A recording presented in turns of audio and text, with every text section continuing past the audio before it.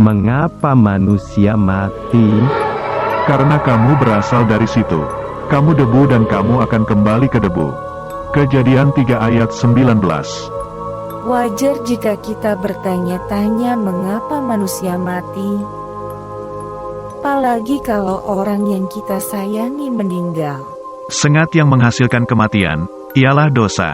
1 Korintus 15 ayat 56. Mengapa semua orang berdosa dan mati? Ketidaksempurnaan dan kematian. Allah menciptakan Adam dan Hawa sebagai manusia sempurna, dengan prospek hidup abadi selama-lamanya di Firdaus. Sewaktu memberontak terhadap Allah, mereka berdosa. Dengan demikian, Adam dan Hawa kehilangan kesempurnaan, dan putus hubungan dengan sumber kehidupan, yaitu Allah, Sang Pencipta alam semesta. Sejak itu, mereka dan semua keturunan mereka yang tidak sempurna tidak dapat mengelak dari dosa dan kematian. Roma pasal 5 ayat 12. Allah menciptakan Adam dan Hawa sebagai manusia sempurna, dengan prospek hidup selama-lamanya di bumi Firdaus. Beranak cuculah dan bertambah banyak, penuhilah bumi dan kuasailah itu. Dan berkuasalah atas ikan di laut, binatang yang terbang, dan binatang yang hidup di darat.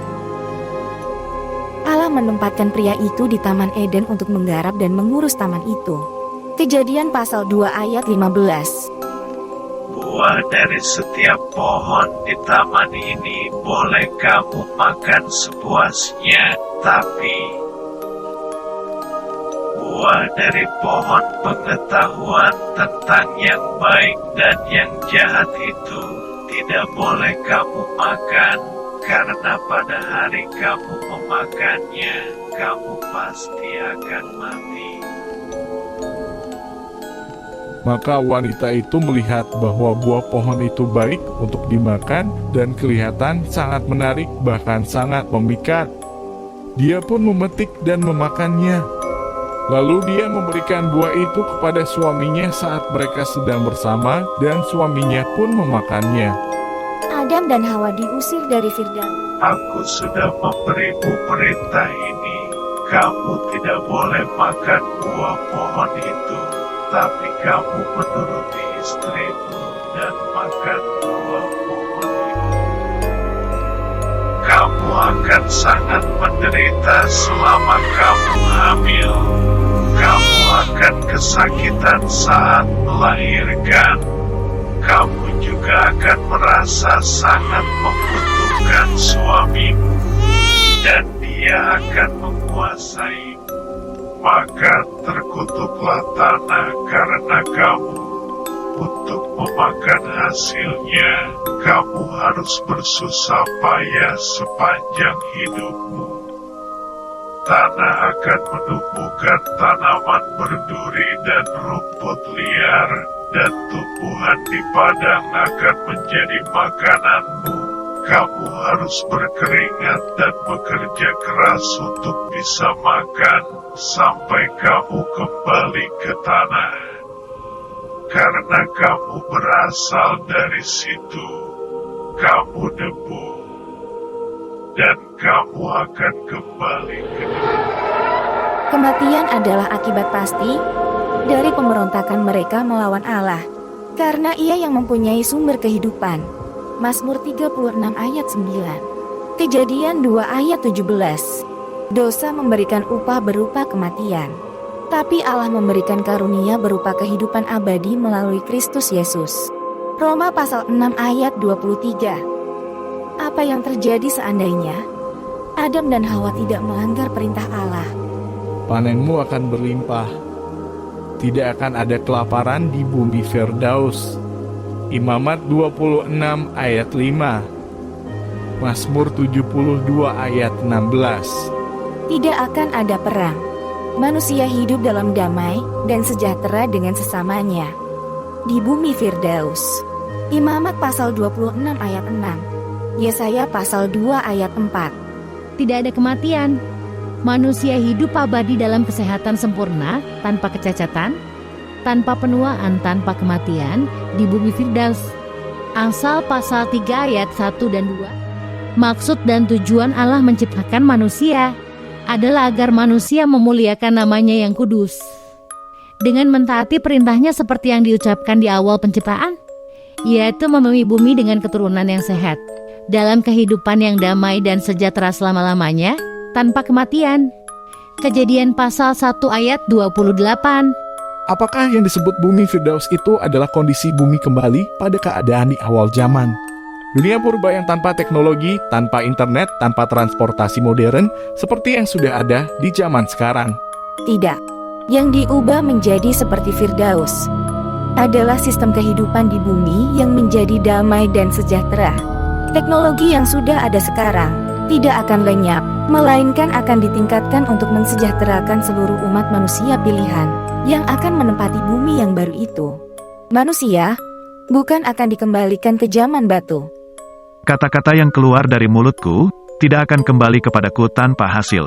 Itu pasti akan melaksanakan apapun yang kusukai dan berhasil melakukan apapun yang kuperintahkan. Yesaya 55 ayat 11. Walaupun Allah murka kepada Adam dan Hawa yang melanggar perintahnya, tetapi pada saat itu juga Allah memberikan pengampunan. Allah mengutuk ular si iblis dan memberikan rencana penyelamatan untuk manusia itu. Karena perbuatanmu ini, terkutuklah kamu di antara semua binatang peliharaan dan binatang liar. Kamu akan merayap dengan perut dan makan debu seumur hidup. Aku akan membuat kamu dan wanita itu bermusuhan, begitu juga keturunanmu dan keturunannya. Dia akan menghancurkan kepalamu dan kamu akan melukai tumitnya. Yang telah diucapkan Allah untuk memberikan bumi Firdaus sebagai tempat tinggal yang indah dan damai bagi manusia, tidak akan dibatalkan meskipun manusia telah melanggar perintahnya. Untuk itulah, Yesus Kristus, putranya yang terkasih, diutus turun ke bumi untuk memberikan tebusan atas karunia kehidupan abadi bagi Adam dan keturunannya yang dihilangkan oleh dosa Adam. Yohanes pasal 3 ayat 17. Agar manusia mempunyai kesempatan untuk hidup abadi di bumi yang telah diperbaiki menjadi Firdaus kembali, sebagaimana maksud dan tujuan Allah semula. Yesus Kristus diturunkan dari surga ke bumi sebagai manusia, yang dalam hal ini menjadikan dia keturunan perempuan itu. Dia akan menghancurkan kepala ular itu, tetapi ular itu akan mematuk tumitnya. Kejadian 3 ayat 15. Tapi mengapa harus Yesus yang ditugasi? Mengapa bukan malaikat atau manusia yang lain? Pertanyaan ini akan dijawab di kanal video selanjutnya. Bumi Firdaus yang menjadi tujuan umat manusia bukanlah surga. Sejak semula, Allah memberikan bumi Firdaus yang indah untuk ditinggali oleh manusia. Yesaya pasal 40 ayat 22. Bumi tidak akan dihancurkan, tapi akan diubah menjadi seperti Firdaus. Di bumi Firdaus nanti, Allah Sang Pencipta alam semesta akan turun dan berkemah di tengah-tengah umatnya. Dia akan tinggal bersama umat pilihannya. Wahyu pasal 21 ayat 3. Siapa orang-orang yang terpilih masuk ke bumi Firdaus nanti? Yesus Kristus yang telah dimahkotai di surga mengatakan, Yang akan masuk hanyalah orang yang melakukan kehendak Bapa-Ku yang di surga. Matius pasal 7 ayat 21. lalu, seperti apa dan bagaimana kehendak Bapa yang di surga itu? Kita perlu membaca Alkitab agar dapat mengetahui dan mentaatinya.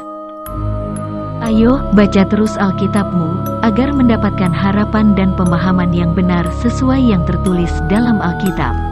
Banyak hal di Alkitab yang selama ini masih menjadi misteri, sehingga harus ditafsir-tafsirkan berdasarkan perkataan atau kepercayaan.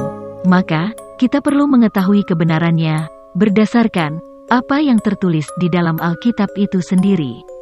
Alkitab selalu dapat menjelaskan dirinya sendiri. Ikuti terus kanal Alkitab ini, supaya tidak ketinggalan pembahasan berikutnya. Subscribe dan nyalakan loncengnya. Terima kasih.